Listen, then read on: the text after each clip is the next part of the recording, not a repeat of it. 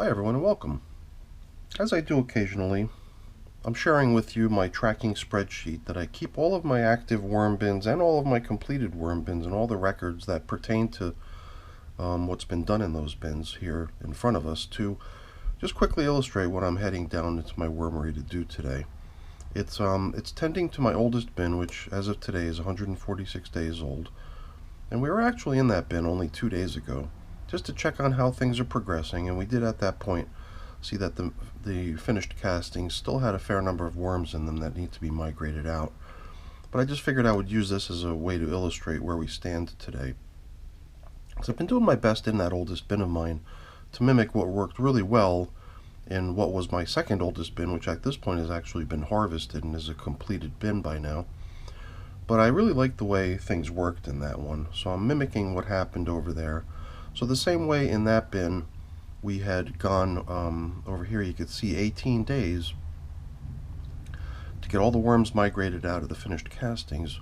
Ideally, if things had worked well in this one too, we'd be at that same point where we could simply scoop out the last of the worms and consider the material in that bin as harvestable. But I've got a feeling that that's not going to be the case today, and that is based partially on what I saw in the bin only a couple days ago when we checked in on it. But I wanted to show you how I'm trying to draw parallels with the bin that just finished up a number of days, just a few days ago, the one that was harvested right down here 5 days ago, the 105-day-old bin. Even though we're already at 146 days, this bin is kind of expected to take a little bit longer. It did actually receive 50% more feedings. So you can see here the overall feeding count is 18 at this point, which does include the horizontal feedings. But the one that's been harvested already, when you do factor in those 3 horizontal feedings, had gotten 12 feedings overall. And the other couple differences that are notable is this foraging time frame, which is kind of indicated to me with these little dots here, because whether it was consciously done or not, these were the last feedings of the bin in the normal feeding cycles. And there was a period of time where the food scraps all remained, and there was time left for the worms to really try to clear out whatever little bits and pieces of food that might remain in the material before they were starting to get fed again. But the feedings that occurred towards the end were geared strictly for trying to help them move out of the finished castings. So we're going to go into this oldest bin of mine just to throw in a little bit more food to try to keep that horizontal migration moving. We're going to check out the castings to see how things are progressing. And as long as we're down there, we might actually take a little peek at my newest time lapse, which is also focused on migrating of worms. So let's head down there now. So what I've got lined up for this replenishment of the horizontal migration feeding zone is a couple spoiled tomatoes. There's some potato skins in here, as well as some various greens and whatnot. And it's all frozen. As this stuff starts to thaw out, it's going to emit some moisture, which is another thing that the worms are drawn to, which is a good thing. And I've also got a little bit of used coffee over here, if I don't forget to add it. And if we find that we don't really have any recyclable bedding type materials that we could use as a foundation for the feeding, I've also got some leaves that we could scatter in there too. This edge of the bin over here, the one that's covered in plastic, as you would imagine, is where we're trying to get the worms to come over to. And the function of the plastic is to force the recirculation of moisture, prevent the moisture from evaporating, and help it remain in the bin. Oh, we got ourselves a feisty little guy who came up here to enjoy the moisture up in the top surface. Let's try to get them down where they belong before we remove this piece of paper.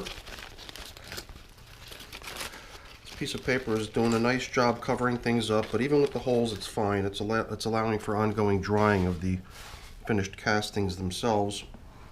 And I'm sure that this piece of cardboard here too is also helping keep the moisture down within the feeding area. So we did pop in here a couple days ago,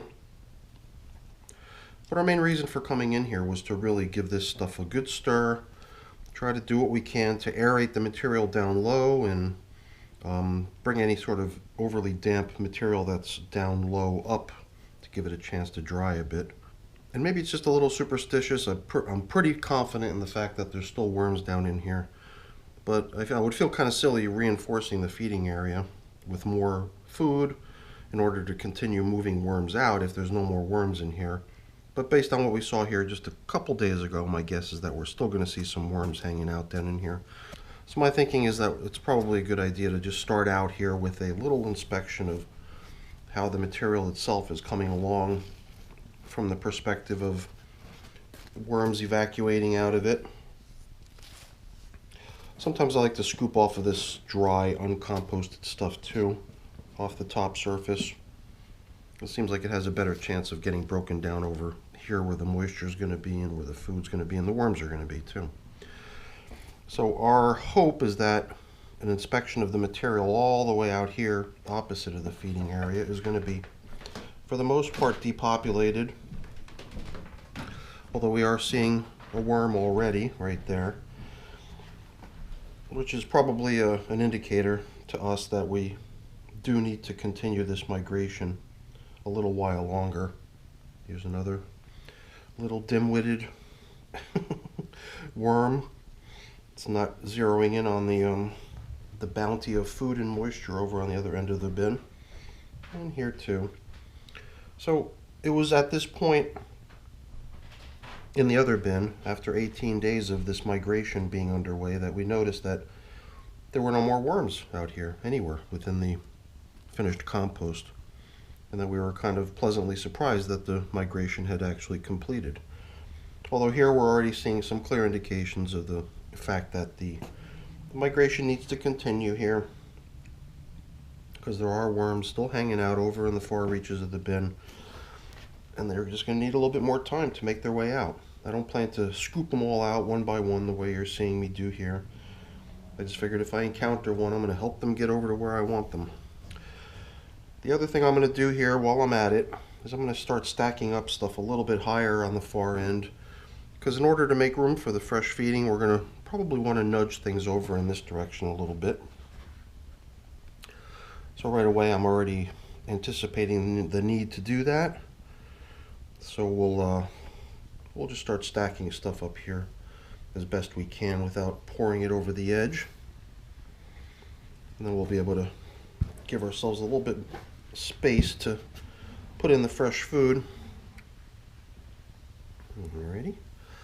Definitely making ourselves some nice room, and we're still scooping worms out here, although that was not really the intention. It's not my strategy to deal with worms one by one. I want to deal with them as a whole, kind of as a colony. That's why I like this approach where you're not skimming the material that they're occupying, and you're not, dealing with them individually. You're dealing with them as a mass, trying to give the whole bunch of them a good reason to do what you want them to do. So, okay, this is another example of what I prefer not to do, which is to take worms that are actually pretty close to where you want them, and I don't want to be moving them further away. So I think just by scooping over here pretty close to the feeding zone, we were already observing a fair number of worms within the material, as you can see over here. And it's because of these little guys that we're just going to go a little while longer to, permit them to also move out of the finished castings over into the feeding area. And then at some point, hopefully soon, we'll be able to consider this as a finished batch of castings that we can harvest, and then the worms can get relocated elsewhere to continue their work for us. So, like I said, we're going to nudge things over here now that we've kind of removed a lot of the mass from over here. It should make it a little bit easier to simply give it a nudge. Because I want my newest feeding to go all the way outboard out here, so that they're continued to be motivated to go in the direction that I want them. Because who knows, some of the material that's in here might also qualify as finished castings. If we can continue moving them over to this edge, then we might end up with a little bit more casting material in the end. And this cardboard still seems to be holding up pretty good. At this point, I'll sometimes give it a little tug just to see if I can actually lift it any further. But it doesn't seem that that's the case. And we had talked about maybe recycling some, carbon-rich bedding type material from here. And my thought with that was just to kind of use it as a little bit of a foundation underneath where the feeding is going to be added. And I do have some more leaves, like I said earlier. Maybe we'll just use those to cover up with in the end. So why don't we just go ahead and take the stuff that we had bought over here and start placing it down into the feeding area. My hope is that these tomatoes are going to really become a draw for these little guys with all the moisture in them. And just the general variety of everything I think is good too. So I really don't know how much food is remaining here in the feeding area. It could be running low. I just want to make sure that we've got, an ample supply to keep this migration chugging along so that it can hopefully finish up at some point soon. That looks pretty decent.